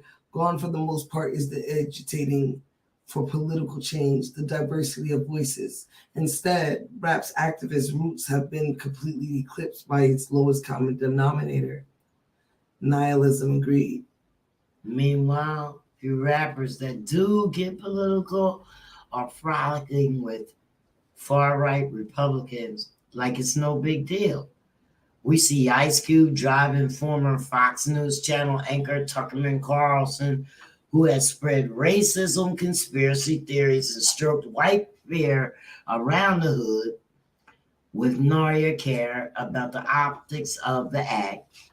The same Ice Cube who wrote NWA's Fuck the Police and became a megastar as one of those early 1990 rappers.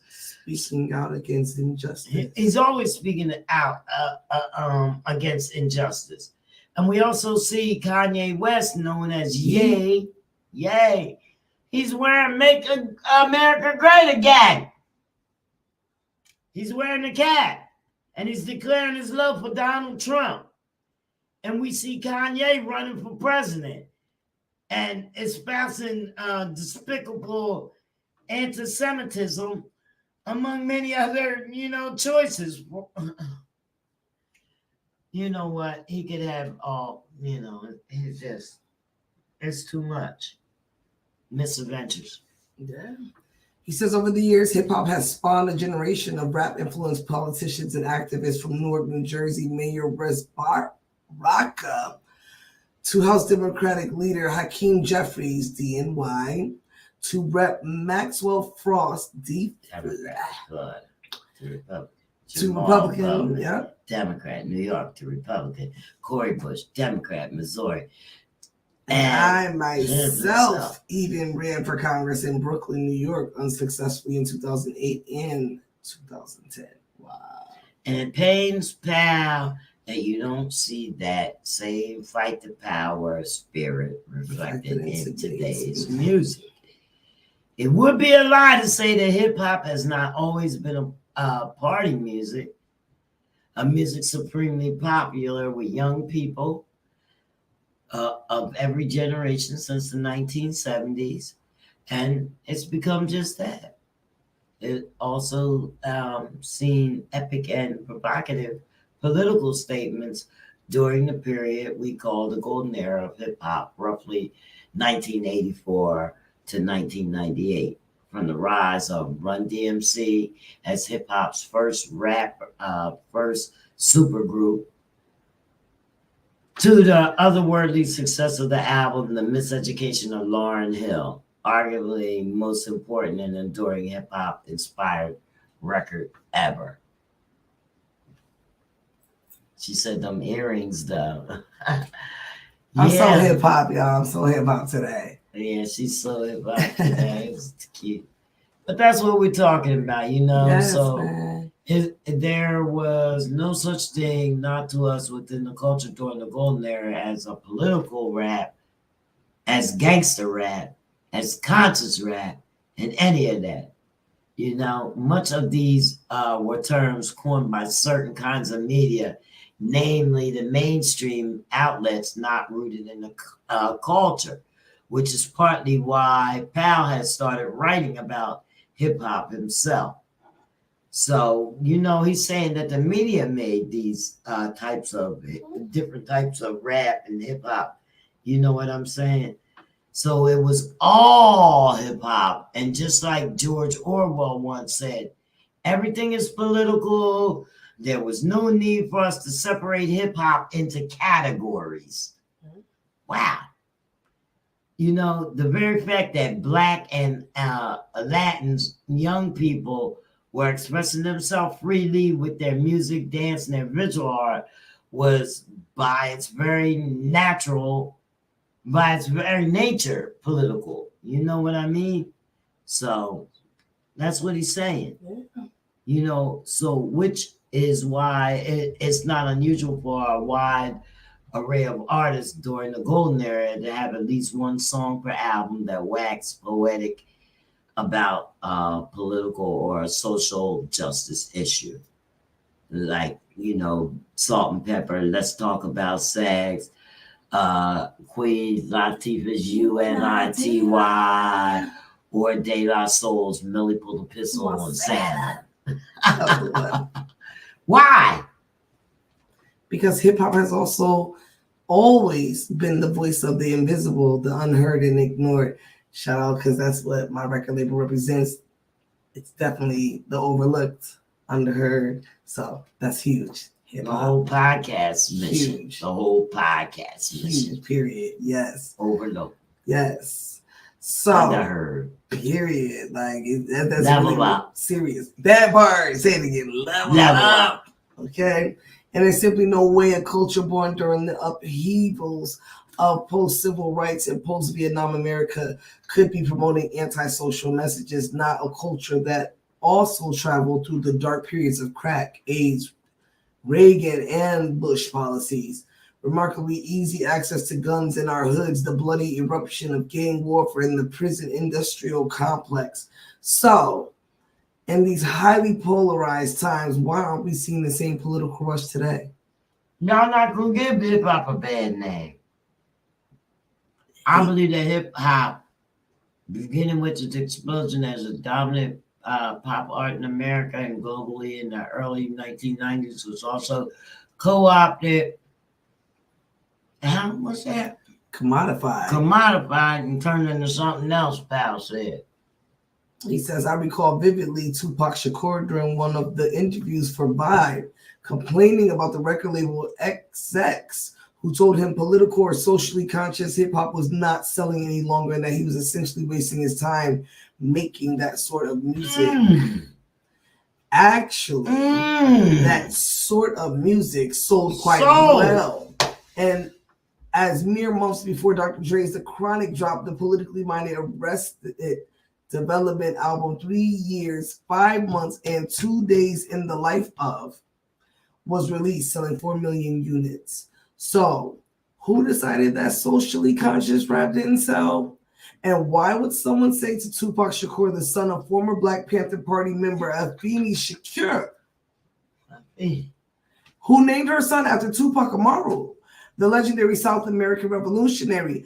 I remember thinking it was, well, odd that roughly at the beginning of Bill and Hillary Clinton years in the White House, suddenly the politics and social justice messages in the music were gone mysteriously. Gone.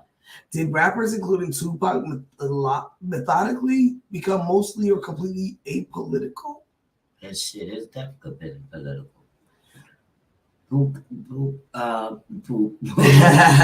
Tupac came from poverty, as most of us did. He made a conscious choice. He put the politics to the side so that he could make real money, okay? But that phase of his career would be short-lived. 1996, a scant 3 months after his 25th birthday, he was gunned down on the Las Vegas Strip. His killer remained free and unknown to this day. I wrote my name on the pole that he was killed by. You know that? Wow. Sure. Yeah, I did. Right there. I cried like a baby. It was horrible. Just somebody to tell you, right? Yeah. And everybody's there and writing their name on the pole and everything. This is where Tupac died. And I'm like, it's just my spine chilled. He goes on to say, I like to do dope shit. As for the others, I believe hip-hop had become dangerous to some. In politics, in corporate America, at record labels, in the media, when rappers begin to interrogate the political system in this country's warts from uncompromisingly honest angles. When some dared to confront the status quo as Dr. King had done a generation before.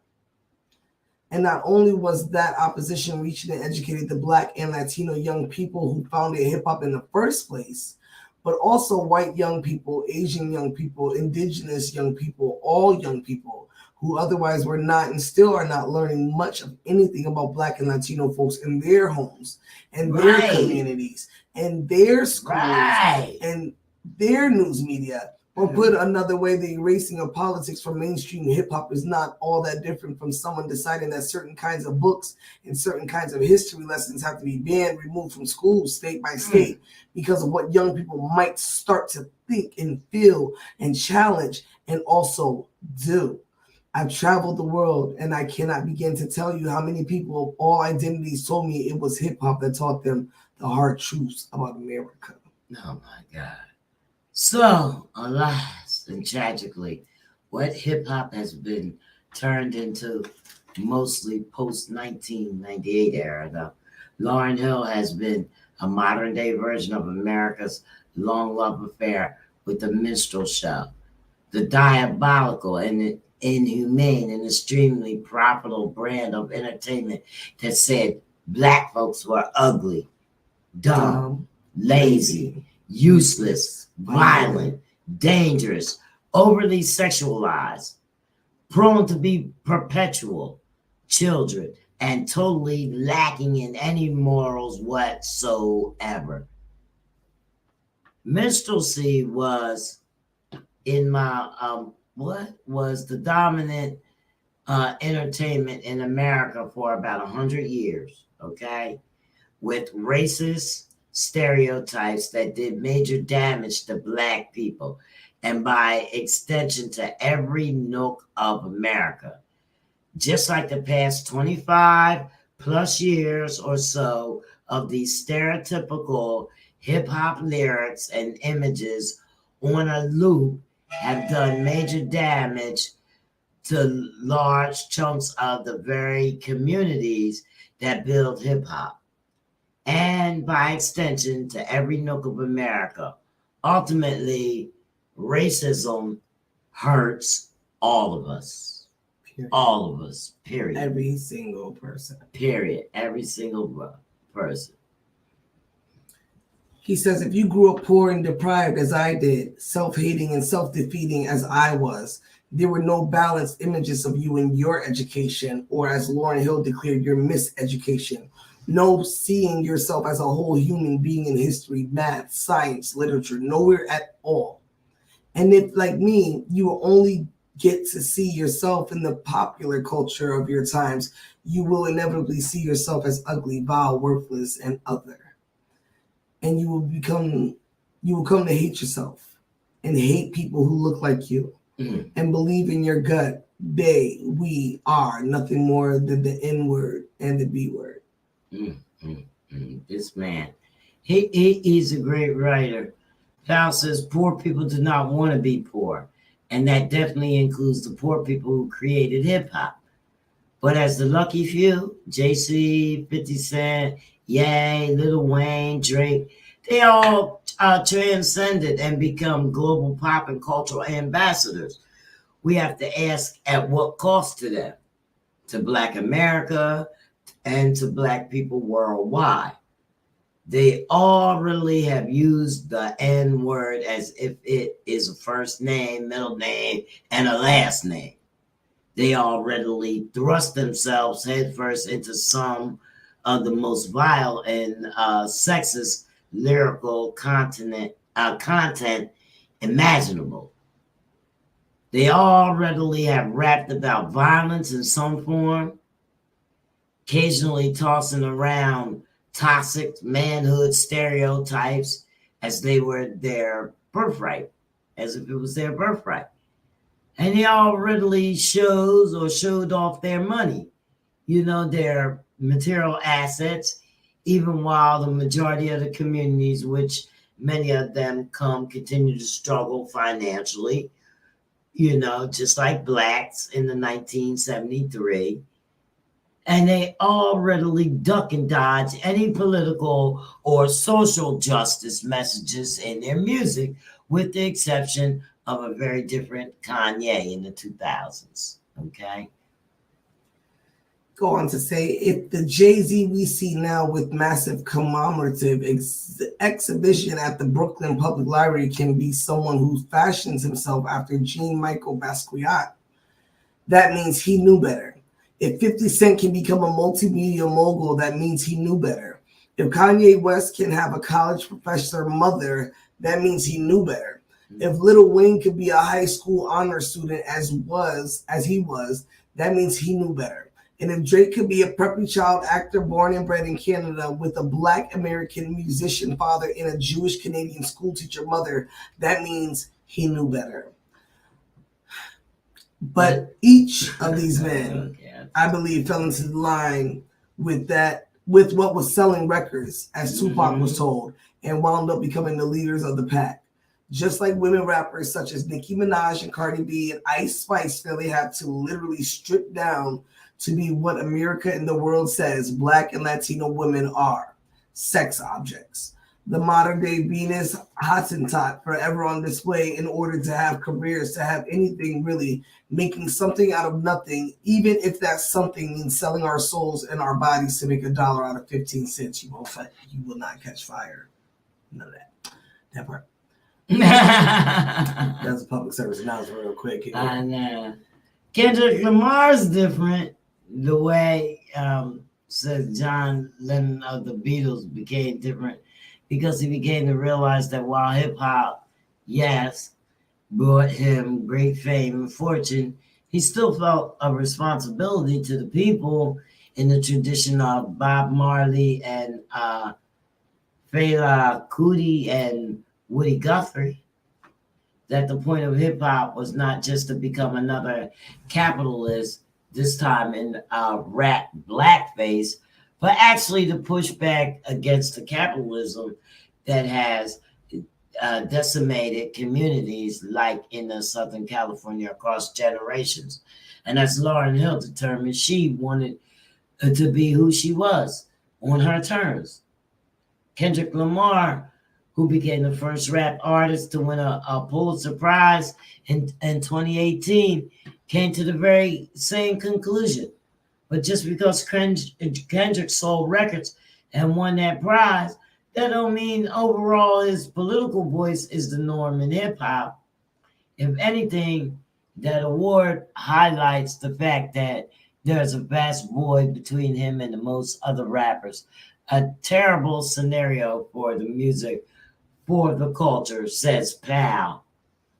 And just to reiterate, the opinions of others does not necessarily depict the opinions of the Comfort Level Podcast. That's like 17 years. Well, that's why. What 17 years? What? Yeah, like 17 years. You gotta do a lot of reading. Well, no, we're not we're not reading them more. But this is just let you Just guys know what the pioneers are thinking. Yeah, like this guy, Mr. Powell, he's into, I forgot his first name.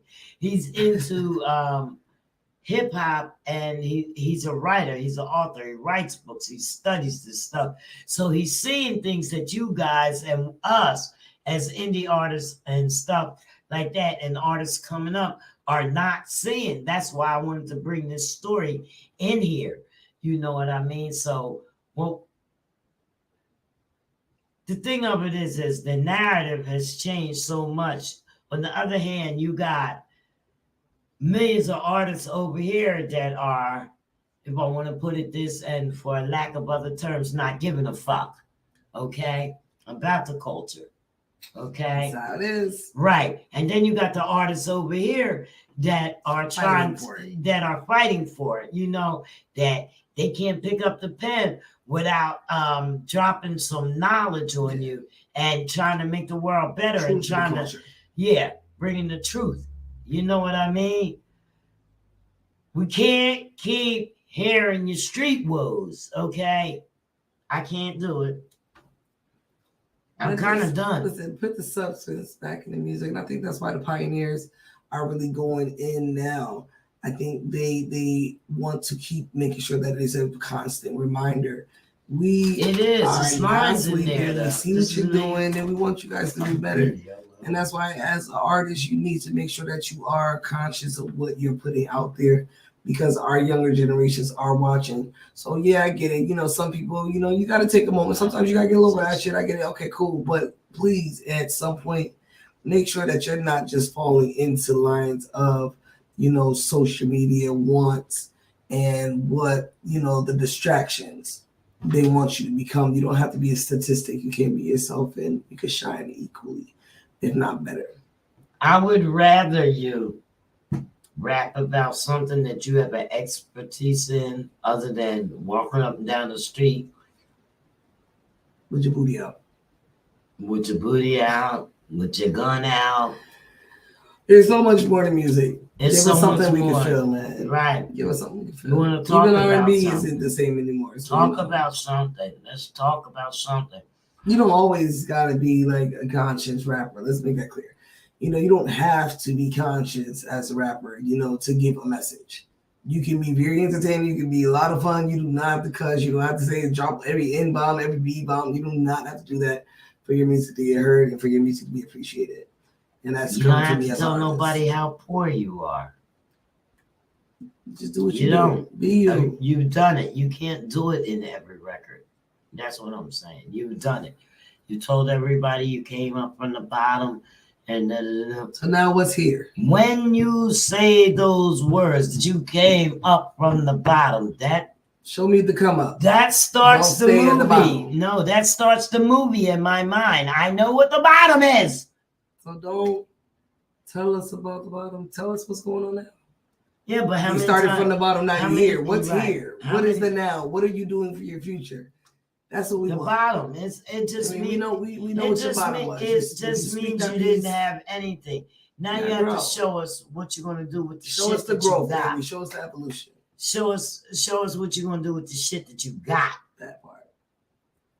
You gonna give him another song before we wrap out? Yeah, because we can get up out of here. Yeah, I already know. You know, we make sure that y'all go. Let me write this down here. Because if y'all ain't here to see, what's your name? Fire Nation Flames. Perform the Distro Fest. That's where you want to go. October 21st and 22nd. The Distro Fest is very easy. Distrofest.com. Shout out to HDX1 Studios. You have a whole entire month. Buy the ticket. Get your money up. And then you make arrangements to what you're going to do. You buy the ticket first. But you because October 1st, guess what? Tickets go up October 1st. So it's different prices. It depends on when you buy your ticket. Early Birds is out right now. Okay. Distrofest.com. Make sure you get on there. You're going to see all us there. You're going to see all your friends. You're going to see. It's too much. It's just too much. It's too much. Network and build your net worth. You missed it last year. Don't miss it this year. A lot of people don't have a net worth. Which is why you need to come and network. It's just that simple. All right, that's better. Even if you don't have a net worth, come put yourself out there. Okay. Meet some people. Diamond in the back, sun rooftop, digging. You know, you may not have cuddle, but remember, brothers and sisters, you can still stand tall. Come on, diamond in the back, sun rooftop, dig in the same way again. It was a pigtails for me, guys. Come on, we out. We out. Yeah, we love you guys, man. Peace.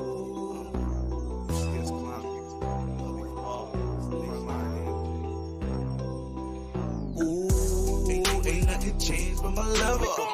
I've been fucking up the game on a regular. She ain't fucking with you lames cause you regular. Ain't nothing gonna change but my level. Ain't nothing changed but my level. I've been fucking up the game on a regular. She ain't fucking with you lames cause you regular.